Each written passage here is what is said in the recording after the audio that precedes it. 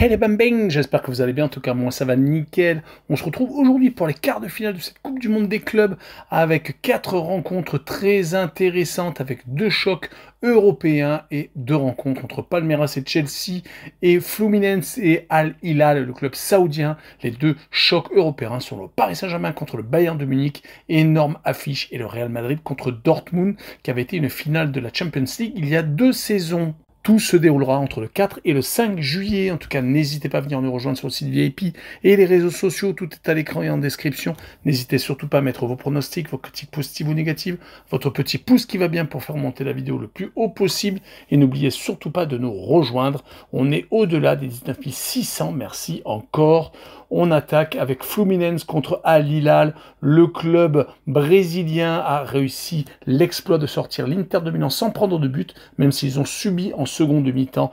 Sur les 4 rencontres qu'ils ont pour l'instant débuté, il n'y a qu'une seule fois où ils ont pris des buts, c'était contre les Sud-Coréens d'Ulsan. Ils perdaient 2-1 à la mi-temps, mais ils ont complètement renversé la situation en seconde, marquant 3 buts.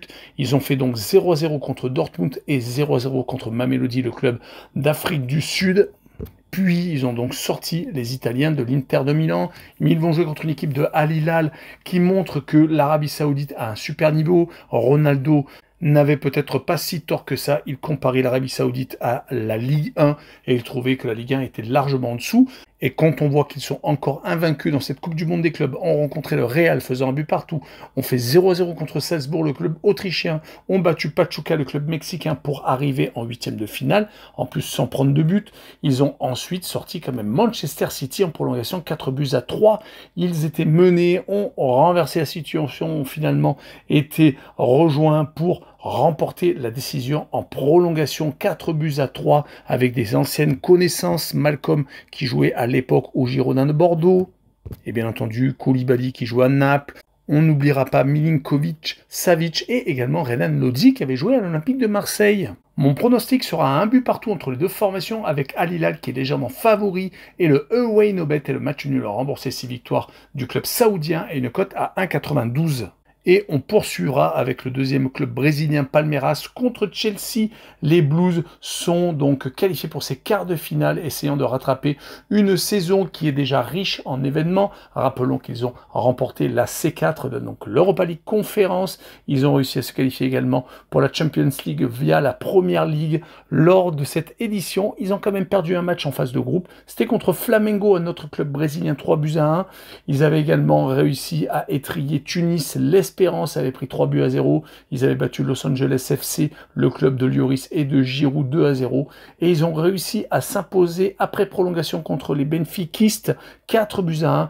Ils menaient 1-0 jusqu'à que le match soit arrêté à cause de menaces d'ouragan ou de tornades. Finalement, Benfica en a profité pour égaliser dans les toutes dernières secondes des arrêts de jeu, provoquant une prolongation qui a finalement été remportée par les Blues assez largement. Du côté de Palmeiras, pour l'instant, ils sont encore invaincus, ont fait 2 matchs nuls lors de la phase de groupe contre l'Inter Miami, revenant de 0-2 à 2 buts partout, leur permettant de se qualifier donc pour ces 8e de finale en bonne position, car ils sont dans la bonne partie de tableau. Ils avaient également accroché le FC Porto 0-0 et avaient battu Al Ahly, le club égyptien, en 8e. Ils ont battu un autre club brésilien, Botafogo. Le propriétaire, c'est John Textor. Il s'occupera maintenant que de l'équipe brésilienne et de l'équipe de Molenbeek en Belgique. Il n'est plus le président de Lyon, mais il ne pourra pas compter sur Botafogo en quart de finale, car Palmeiras est venu à bout d'eux en prolongation, 0-0 après 90 premières minutes de jeu.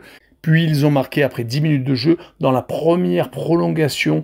Ils vont avoir beaucoup à faire contre les Blues de Chelsea, mais je verrai quand même Chelsea s'imposer 2-1 avec le draw no bet et le pari remboursé 6 matchs nuls et une cote à 1,44. On enchaîne avec le Paris Saint-Germain contre le Bayern de Munich.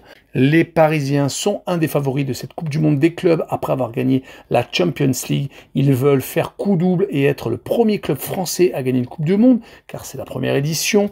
Les Parisiens ont survolé sur la scène nationale avec un titre en Ligue 1 dès avril, une Coupe de France assez facilement rencontrée contre Reims, puis ils ont en Champions League donc écrasé l'Inter de Milan 5-0 en finale, après avoir battu quasiment tous les clubs anglais, Manchester City, Liverpool, Arsenal et Aston Villa.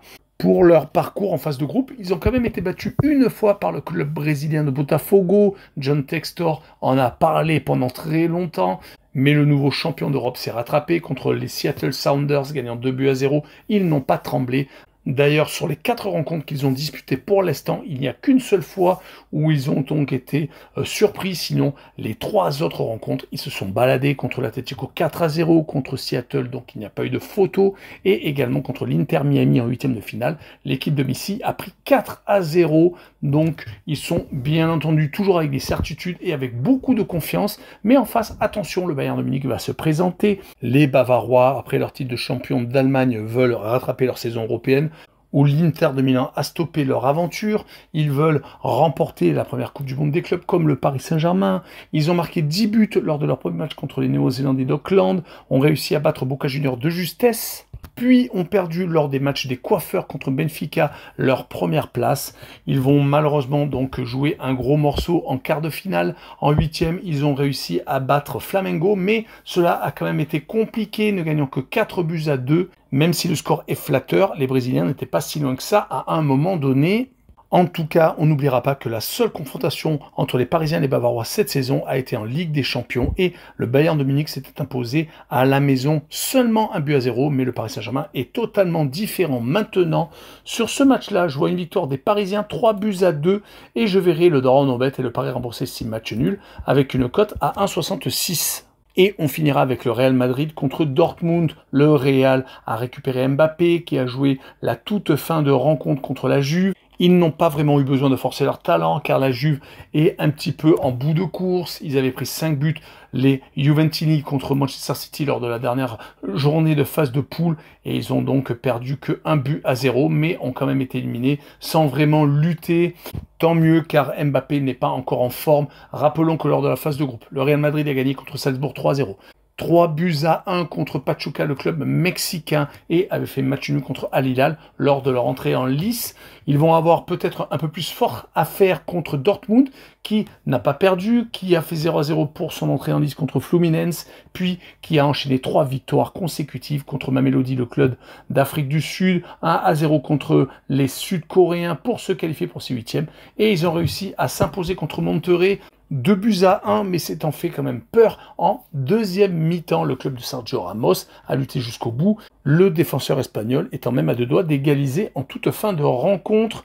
Mais quand on sait que le Real a tendance à prendre à chaque fois le dessus contre Dortmund, car ils se sont quand même souvent rencontrés lors des derniers matchs en Champions League, je vois quand même le Real s'imposer 2-1 avec un but de Guirassy qui a mis un doublé contre le club de Monterrey lors des 8e de finale, et ce sera une cote à 3. Voilà, on en a fini avec cette vidéo. N'hésitez pas à venir nous rejoindre. Ciao les bambins!